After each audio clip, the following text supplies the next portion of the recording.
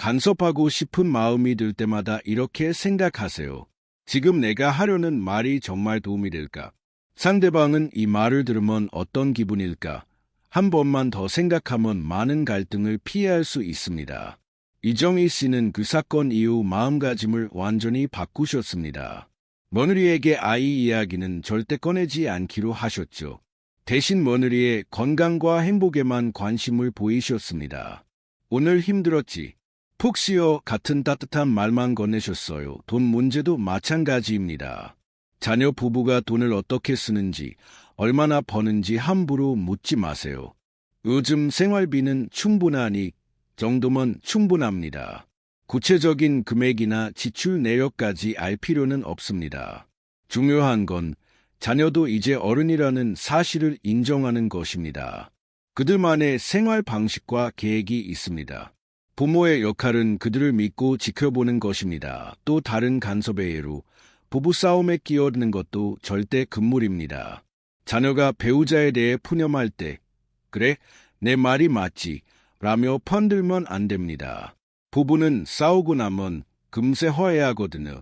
하지만 부모가 한쪽 편을 들었다는 기억은 오래 남습니다. 며느리나 사이는 시어머니가 나를 싫어하는구나라고 생각하게 됩니다. 대신 이렇게 말하세요. 부부가 서로 이해하려 노력하면 다 풀릴 거야. 너희 둘 다 좋은 사람들이니까 잘 해결될 거야. 중립적인 입장을 유지하는 것이 현명합니다. 그러자 며느리가 점점 마음을 열기 시작했습니다. 스스로 이야기를 꺼내게 되었죠.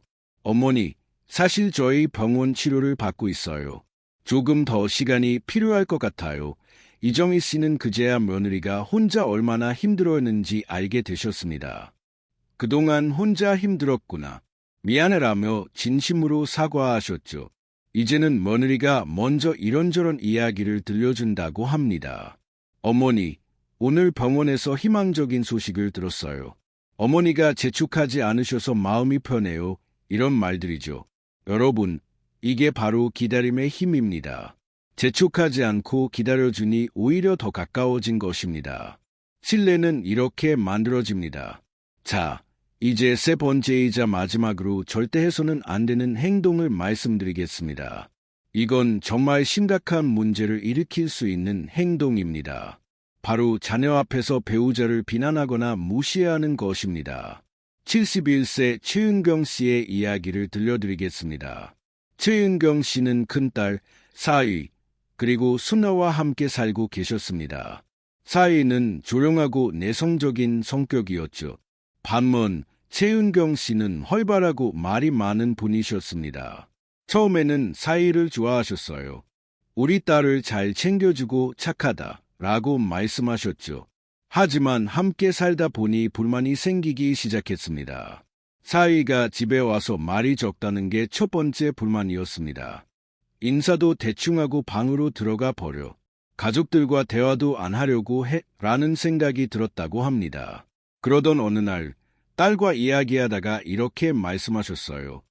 너희 남편은 애 그렇게 무뚝뚝하니 집에 와서 인사도 제대로 안 하고 좀 더 밝게 지내면 안 되겠어. 딸은 그 순간 당황했습니다. 남편에 대한 이야기라 기분이 좋을 리 없었죠. 하지만 어머니라 대놓고 반박할 수도 없었습니다. 엄마, 남편은 원래 조용한 성격이에요 라고 변명하는 게 전부였습니다. 최은경 씨는 여기서 멈추지 않으셨습니다. 점점 더 노골적으로 사위에 대한 불만을 드러내셨어요. 돈도 별로 못 벌어오면서 말도 없어. 우리 딸이 너무 고생한다 라는 말까지 하게 되셨죠. 딸은 그럴 때마다 괴로웠습니다. 어머니와 남편 사이에서 샌드위치가 된 기분이었죠. 엄마는 자꾸 남편 험담을 하실까? 남편도 열심히 사는데 이런 생각에 스트레스가 쌓였습니다. 더 큰 문제는 사위가 이런 분위기를 눈치채기 시작했다는 점입니다. 자모님이 자신을 좋지 않게 보고 있다는 걸 알게 되면서 점점 위축되고 집에 있는 게 불편해졌습니다. 일찍 들어가도 뭔가 말 많을 것 같고 라는 마음이 들었다고 하죠. 결국 딸이 어머니께 솔직히 말했습니다. 엄마, 제발 남편 이야기는 그만해 주세요. 남편도 눈치채고 있어요. 이래선 가족 관계가 다 망가질 것 같아요. 최은경 씨는 그 순간 정신이 번쩍 들었습니다. 자신이 좋은 의도로 한 말이 오히려 가족을 힘들게 했다는 걸 깨달으셨죠. 내가 뭘 잘못했지? 라며 후회했다고 합니다. 여러분, 이런 행동이 위험할까요? 첫째, 자녀를 곤란한 상황에 빠뜨립니다. 자녀는 부모와 배우자 사이에서 누구를 선택해야 할지 몰라 혼란스러워집니다. 둘째, 며느리나 사위의 자존감에 상처를 줍니다. 뒤에서 자신에 대한 부정적인 이야기가 오간다는 걸 알면 기분이 좋을 리 없습니다. 나는 이 집에서 환영받지 못하는구나 라는 생각이 들죠. 셋째, 가족 전체의 분위기를 어둡게 만듭니다. 한 사람에 대한 불만이 포출되면 다른 사람들도 덩달아 불편해집니다. 특히 아이들이 있다면 더 안 좋은 영향을 미칩니다. 그렇다면 며느리나 사위에게 불만이 있을 때는 어떻게 해야 할까요? 먼저 그 불만이 정당한지 생각해 보세요. 혹시 내 기준으로만 판단하고 있는 건 아닌지 돌아보는 것입니다. 예를 들어, 인사를 대충 한다는 불만이 있다면 그 사람의 성격이나 표현 방식을 이해하지 못한 건 아닌지 생각해 보세요. 모든 사람이 같은 방식으로 애정을 표현하는 건 아니니까요. 정말 문제가 있다고 생각되면 직접 말하지 말고 자녀를 통해 부드럽게 전달하세요. 비난이 아닌 제안의 형태로 혹시 가족들과 좀 더 대화하면 어떨까? 이런 식으로 말입니다. 최은경 씨는 그 사건 이후 사위를 보는 시각을 완전히 바꾸셨습니다. 사위의 장점을 찾으려 노력하셨죠. 말은 없어도 우리 딸한테 정말 잘해준다. 집안일도 조용히 도와주고 있었네. 이런 점들이 눈에 들어오기 시작했습니다. 그리고 사위에게 직접 이렇게 말씀하셨습니다. 사위야, 그동안 미안했어. 내가 몰라봤네. 우리 딸한테 얼마나 잘하는지 이제야 알겠어. 진심 어린 사과였죠. 사위는 깜짝 놀랐지만 무척 기뻐했습니다. 그 후로는 장모님께 먼저 다가가 안부를 묻기 시작했다고 합니다. 어머니, 오늘 기분이 어떠세요? 몸은 괜찮으신가요? 대화가 자연스럽게 늘어났습니다. 딸도 변화를 느꼈습니다. 엄마가 남편을 인정해 주시니까 남편도 마음을 열었어요. 집 분위기가 훨씬 따뜻해졌어요. 가족 모두가 편안해진 것입니다. 여러분, 이게 바로 인정의 힘입니다. 상대를 있는 그대로 받아들이니 모든 게 달라진 것입니다. 가족은 서로 다른 사람들이 모여 사는 곳입니다. 다름을 틀림으로 보지 말고 그 다름을 인정하는 게 중요합니다. 특히 며느리나 사위는 더욱 조심스럽게 대해야 합니다. 그들은 내가 낳은 자식이 아니라 다른 집에서 자란 사람들입니다. 다른 환경에서 자라왔고 다른 가치관을 가질 수 있습니다. 그걸 이해하고 받아들이는 것이 현명한 부모의 자세입니다. 만약 고쳐줬으면 하는 점이 있다면 비난이 아닌 사랑으로 접근하세요. 사위야, 가족들과 더 대화를 나누면 좋을 것 같아. 며느리야, 혹시 이런 방법도 있는데 어때? 이런 식으로 제안하세요. 그리고 무엇보다 중요한 건 칭찬을 아끼지 않는 것입니다. 작은 것이라도 좋은 점을 발견하면 바로 인정해 주세요. 사위가, 바로 인정해 주세요. 사위가 설거지 도와줬네. 고마워. 며느리가 아이를 정말 잘 돌보는구나. 이런 말 한마디가 얼마나 큰 힘이 되는지 모릅니다. 지금까지 다 큰 자녀 앞에서 절대 해서는 안 되는 3가지 행동을 말씀드렸습니다. 첫째, 자녀의 육아에 함부로 개입하지 마세요. 둘째, 자녀 부부의 사생활에 간섭하지 마세요. 셋째, 자녀 앞에서 배우자를 비난하거나 무시하지 마세요. 이 3가지만 지켜도 가족 관계가 훨씬 더 평화로워질 것입니다. 하지만 여기서 끝이 아닙니다. 더 중요한 건 마음가짐의 변화입니다. 내 자식이지만 이제는 독립된 어른이다라는 사실을 인정하는 것부터 시작해야 합니다. 그들에게는 그들만의 삶과 방식이 있습니다. 부모의 역할은 그 삶을 지켜보고 응원하는 것입니다. 물론 쉽지 않습니다. 평생 돌봐온 아이들을 갑자기 어른으로 대하기란 어려울 수 있습니다. 걱정되고 안타까운 마음도 당연히 들죠. 하지만 그 마음을 표현하는 방식을 바꿔야 합니다. 간섭이 아닌 관심으로, 비난이 아닌 격려로, 강요가 아닌 제안으로 접근하세요. 그러면 자녀들도 부모님을 더 가까이 느낄 것입니다. 우리 부모님은 나를 믿어주신다. 나를 어른으로 대해주신다. 라는 생각이 들게 됩니다. 또 하나 중요한 점은 자녀가 조언을 구할 때까지 기다리는 것입니다. 정말 도움이 필요할 때는 스스로 물어볼 것입니다. 엄마, 이럴 때는 어떻게 해야 하나요? 아빠, 경험으로는 어때요? 그때가 부모의 지혜를 나눌 적절한 순간입니다. 억지로 조언하는 것보다 훨씬 효과적입니다.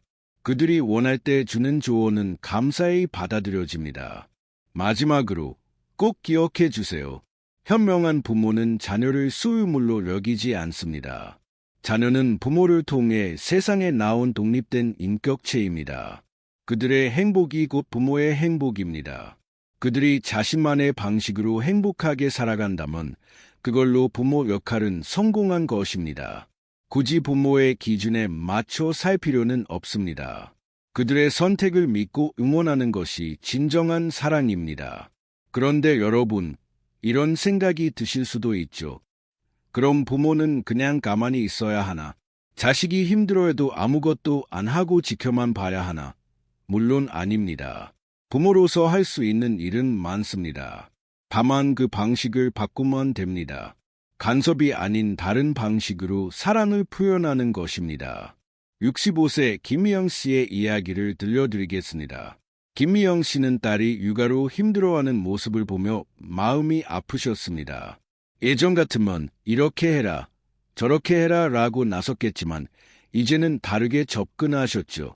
딸이 집에 놀러왔을 때 이렇게 말씀하셨습니다. 딸아, 엄마가 반찬 좀 해놨다. 가져가. 너무 무리하지 말고 힘들면 언제든 연락해. 내가 잘하고 있다는 거 엄마는 알아. 딸은 그 말에 눈물이 핑 돌았다고 합니다. 조언이나 지적이 아닌 순수한 응원과 지지를 느꼈기 때문입니다. 엄마가 나를 믿어주는구나. 내 방식을 인정해 주는구나. 라는 마음이 들었죠. 그 후로 딸은 힘들 때면 먼저 어머니께 연락했습니다. 엄마, 오늘 너무 힘들어. 잠깐 전화로라도 이야기할까요? 엄마, 아이가 자꾸 울어서 어떻게 해야 할지 모르겠어요. 스스로 도움을 요청하게 된 것입니다. 김미영 씨는 그때마다 딸의 마음을 먼저 헤아렸습니다.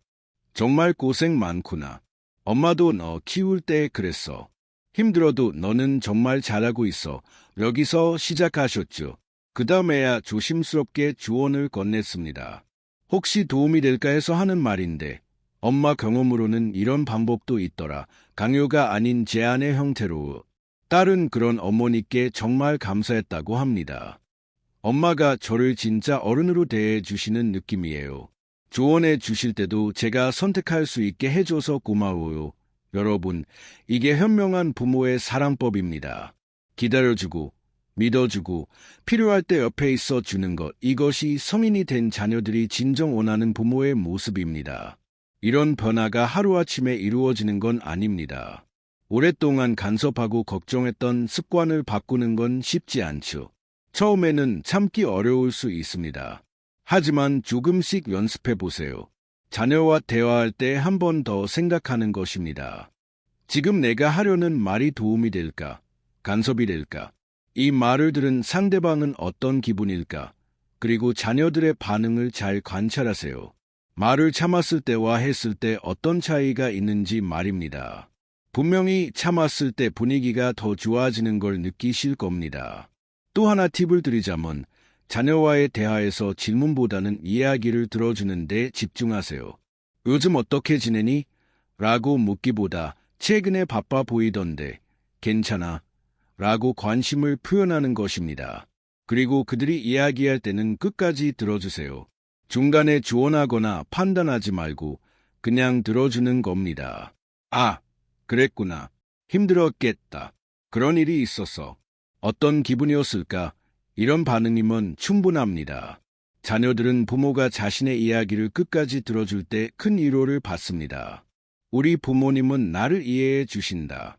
내 마음을 알아주신다. 라는 느낌을 받게 되죠. 여기서 중요한 포인트가 하나 더 있습니다. 자녀가 실수하거나 잘못된 선택을 했을 때의 반응입니다. 그럴 때일수록 더욱 조심스럽게 접근해야 합니다. 그래서 내가 그러지 말라고 했잖아. 같은 말은 절대 금물입니다. 이미 일어난 일에 대해 내가 옳았다고 주장하는 건 아무 도움도 안 됩니다. 오히려 자녀를 위축시킬 뿐입니다. 대신 이렇게 말하세요. 힘든 일을 겪었구나. 괜찮아. 지금 어떤 기분인지 말해볼래? 일단 그들의 마음을 헤아리는 것입니다. 그 다음에 필요하다면 조심스럽게 조언하세요. 앞으로는 어떻게 하면 좋을까? 엄마 아빠가 도울 수 있는 게 있을까? 이런 식으로 미래지향적으로 접근하는 것입니다.